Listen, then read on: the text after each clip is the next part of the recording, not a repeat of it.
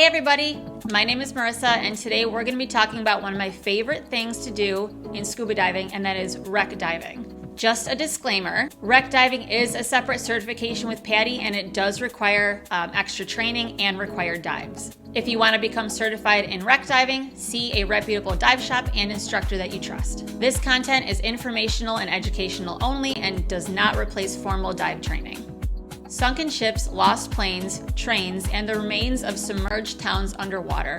Wreck diving at its finest. Wrecks are like frozen moments in time, just waiting to be explored. Every wreck is more than just twisted metal or broken up wood. It's a story to be told, resting on the bottom, holding secrets of storms, battles, or simple human error that changed its fate forever. But this isn't just a wreck diving adventure episode. We'll go over the importance of getting wreck certified, as well as crucial aspects of safety and responsible exploration. We want to ensure that these underwater time capsules are treated with the utmost respect. There is going to be 2 parts to wreck diving. This episode and then the next episode is going to cover wreck penetration. Now, let's dive in. Why get certified for wreck diving? Wreck diving isn't about learning some cool new techniques or getting another certification card. It's about safety, confidence, and protecting both you and the wreck itself.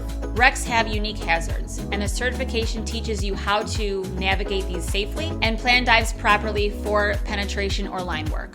It's the difference between just checking out a wreck and truly exploring it responsibly. For myself, I wanted to make sure I was able to handle anything that came my way when I was wreck diving. I knew I loved wrecks, so getting certified in wreck diving was a no-brainer. The first thing we're going to talk about is shipwreck law. Believe it or not, laws around shipwrecks have existed for centuries. Originally, they were about who gets the rights to salvage something lost at sea. But today, they also protect historical wrecks, what we call underwater cultural heritage. In general, salvage laws says that a wreck still belongs to its original owner or the insurance company unless it's clearly abandoned, and even then, it doesn't mean you can take things from it. Definitions of abandon vary from country to country, and many wrecks are still protected by antiquity laws. These laws came about in the 1950s and 1960s, after scuba diving started to become really popular and divers were unknowingly damaging important sites. The idea is pretty simple. Historical wrecks like the SS Thistlegorm, the U-boats in North Carolina, Roman cargo ships, or even entire World War II battlefields like Truck Lagoon hold value far beyond what you can grab from them. They are actual time capsules. Archaeologists study not just what's found, but where it's found. Move one item, you might erase vital clues. So even if storms, fishing nets, and nature wear wrecks down over time, divers still have a responsibility to preserve what remains.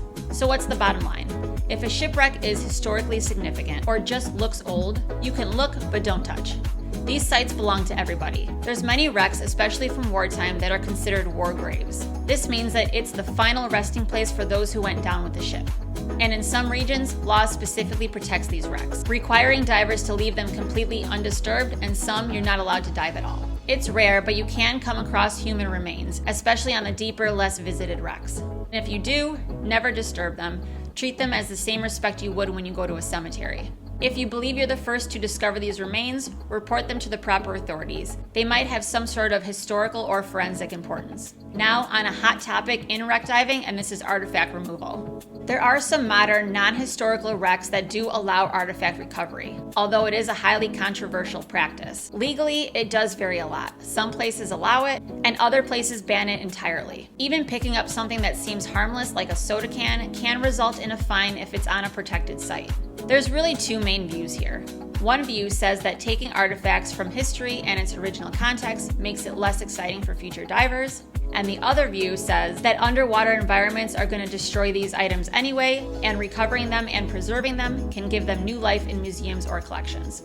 So as a wreck diver, it's your responsibility to follow the local laws. When in doubt, don't take anything. The water, whether it's the Great Lakes, the rivers, the ocean, has enough mysteries to offer without needing souvenirs. Always know the local laws and respect the wreck. Moving on to wreck hazards. Like any dive environment, wrecks come with their own unique hazards. The good news is, as long as you stay alert and dive within your training, most hazards are avoidable. Let's break down the 5 most common wreck hazards and then touch on the serious considerations around wreck penetration. The first we're going to talk about is sharp objects. Wrecks, especially older ones, can be covered in rusted metal, splintered wood, broken glass, and sharp coral. Even wrecks that were sank intentionally for an artificial reef will develop hazards over time due to the corrosion and the marine growth. Wearing a full exposure suit and gloves when they're allowed is highly recommended. And some dive shops won't allow the gloves because without the gloves, everyone knows that you're less likely to touch the wreck and rummage through the things on it. So some dive shops won't even allow you to wear gloves. The second thing being entanglement. Fishing line, nets, old cables, and rope often get snagged on wrecks, especially around the upper structures where they can catch the current and the debris. Getting tangled is a real possibility, especially if you're not paying attention to where you're swimming. Always carry at least one cutting tool on you, like a dive knife or shears. And this is mine. This is the knife that I carry on me at all times. I should have a second one, but I don't yet. I'll get one. But the second tool can actually be a lifesaver if you need it, so I really do need to get a second one. I know. The third thing is aquatic life. Wrecks become artificial reefs very quickly. Just like on a natural reef, be mindful of where you place your hands, your knees, and your fins. Don't touch the wildlife, and let your exposure suit protect you from any accidental contact. Or this can happen to you. This was my right knee back in March. I wore a 3mm shorty, and I was diving over some coral reef, was descending down a little bit, didn't clear the ledge that I was diving over, and my knee hit coral reef. I felt so awful. Obviously, it doesn't look like this anymore, but this was what it did look like for probably a good month after I got it, and I still have a mark from it now. So definitely wear a full body exposure suit.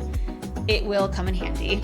And the fourth wreck hazard is going to be unstable structures. Over time, wrecks will break down. Storms like hurricanes can move wrecks entirely, or surges or even a careless diver can trigger a collapse. In saltwater will eventually corrode the metal and weaken the ship over time. Freshwater wrecks may last longer due to the absence of salt and it being in colder freshwater, but even on a freshwater wreck, you never want to ignore these hazards. If you see any walls or beams that move with the current or move when you slightly touch them, just stay clear of them.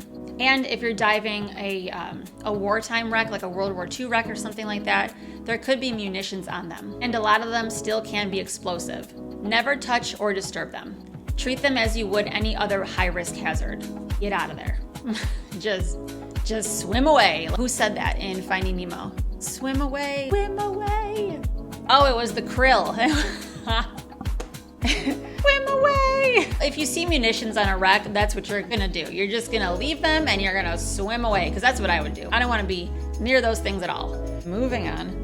And the last hazard we're going to talk about is suctions and surges. Some wrecks sit in surge-prone areas where the water can move forcefully in and out of the openings. If you can think of the movie Titanic and think of when the ship was starting to go underwater, Jack's Italian friend, Fabrizio, he got suctioned into one of the windows when the water started rushing in. So that's a suction and a surge. In these strong conditions, you can get suctioned into an area that you didn't want to go into, just like Fabrizio did. But I read that actually happened and it wasn't in the script, but they actually ended up keeping it.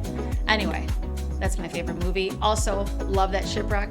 But this is also something you want to look out for. So you want to watch for the water movement near any openings. Okay, now we're going to talk about the hazards of wreck penetration. Penetrating a wreck or going inside the wreck is a whole different level of risk. It puts you in an overhead environment where, in an emergency situation, you don't have the option of just ascending to the surface. It's not something you should attempt without proper training and certification. So these are the things that possibly can happen inside a wreck if you're not careful. Number one being the loss of direction. Wreck interiors can be like mazes, especially if they're tilted, collapsed, or poorly lit. Even a simple looking layout on the outside can be really confusing on the inside. It can really be easy to get disoriented, and losing your way in a wreck can be fatal if you run out of air. The second thing being, again, no direct access to the surface. Once inside, you can't just go up if something goes wrong. If you run out of air or your buddy runs out of air, you have to first find your way out of the wreck before you ascend. Number three being tight passages. Dead ends, narrow corridors, and any kind of debris can block your movement. And some spaces in a ship don't allow you to turn around, which can obviously trap you or your buddy from helping or getting help. Even with training, these areas are best to just avoid them. The fourth thing being falling objects.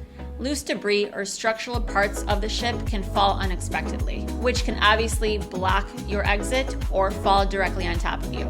If there's an area that looks like it's sketchy and it might collapse, just stay clear of it. And the fifth hazard being silt outs, because inside a wreck, silt is everywhere, like where you just can't see and you lose complete visibility. This can be disorienting and very dangerous, especially if you lose your sense of direction or the line, which is what we're going to talk about in a little bit.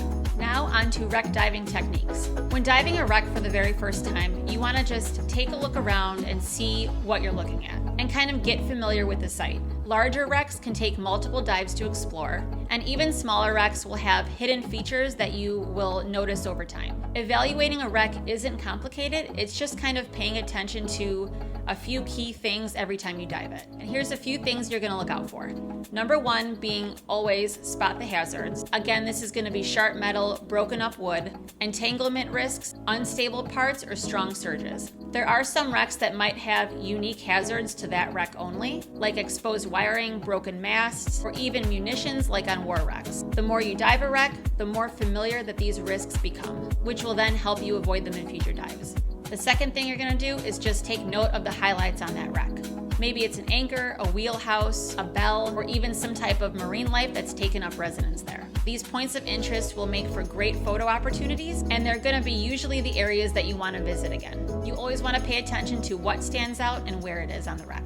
The third thing you're gonna do is check the wreck's condition. Take note of how solid or not solid the wreck is. Is it collapsing? Are there more stronger parts on the wreck than others? Because wrecks age differently in different water conditions, different locations, and it all depends too on what the ship is actually made out of. A metal wreck in warmer water might break down more than a wooden wreck in fresh, cold water. And this assessment will help you determine what areas are better and safer to explore, especially if you want to penetrate the wreck in the future. And the fourth thing you're going to do is look for safe entry points. If you're certified and you plan on penetrating the wreck at a future dive, you want to look for wide, well-lit openings. If it's an opening that you have to squeeze through or remove any of your gear, stay clear of that. The best entry points are going to be structurally sound, safe openings that you can swim through comfortably with minimum hazards. On to wreck navigation basics. Navigating the outside of a wreck is often easier than on a reef because the structure gives you natural reference points. That being said, navigation depends on the wreck's size, condition, and visibility. Here are 3 simple ways to find your way. The first thing you're going to do is follow the structure. On intact wrecks, you're going to want to use the hull, the railings, or the decks to guide you. For smaller wrecks, you can swim around the perimeter and then backtrack. On larger wrecks, you can swim down on one side, cross over at your turn point, and then swim the other way. You're going to want to use landmarks. Especially if the wreck is broken up, you're going to want to look for unique characteristics and track that location. And in low visibility, you want to turn around and look back often. Things can look differently in the opposite direction. And then you're also going to use a baseline. For scattered wrecks, you follow a straight path, either a compass heading or even a guideline. Many larger wrecks lie deeper than 18 meters or 60 feet, which means you're going to need to use proper deep diving procedures. So this is what to keep in mind. 1, you want to be trained. With PADI, you're going to need your advanced open water or your deep dive to go the full recreational depth of 130 feet.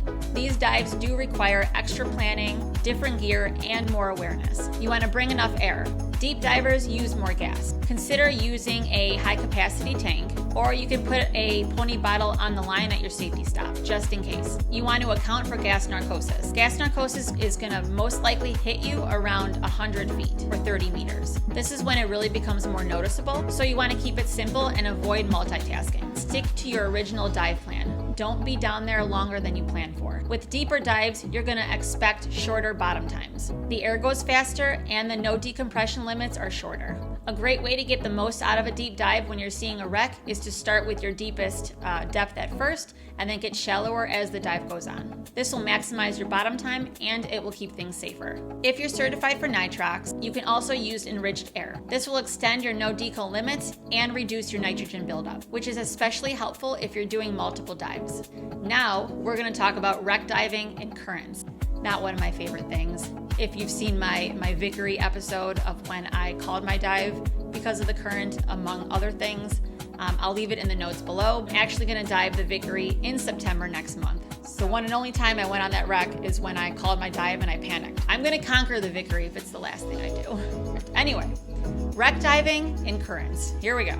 There's many wrecks that are found within a current. The boats are usually anchored to the mooring lines nearby. Sometimes there's swim lines or trail lines that are set up to help divers move safely from the boat to the descent line. Once you enter the water, you grab the line right away so you don't drift away. This brings back so many memories. Oh my God. At the bottom, the current does tend to be weaker. And I think it was on the Victory, but at that point, it was just, it was over in my book for that dive. But with diving wrecks in a current, when it's time to end the dive, you're just gonna follow that line back up, staying in contact the whole way so you don't drift off. Just in case, you always wanna carry like a surface marker buoy and a whistle in case you do let go of the line and you drift away and you can't make your way back. Please make sure you have that. The last thing we're going to talk about is why local knowledge matters. Even if you're trained and experienced, every wreck is different. Talking to someone who knows the wreck and has dove it multiple times is probably one of the smartest things you can do before diving that wreck. Locals will tell you about any aquatic life hazards, best entry points, and even the most interesting parts of that wreck. Some areas, depending on where you are and what location you're at, will have rules that you have to follow, as well as good practices that you want to follow as well. And listening to the dive guide in their briefing will also give you a lot of the same information. Wreck diving opens up a whole new world of adventure, and honestly, it's one of my favorite things to do. But it's not something you can take lightly. This is why getting certified is super important. Even if you don't go into the wrecks, at least you know if you ever wanted to, and you have that training behind you to stay safe. In the next episode, we're going to dive even deeper into actual wreck penetration and what kind of gear is needed to penetrate a wreck. So I hope to see you all there, and I'll see you soon. Bye.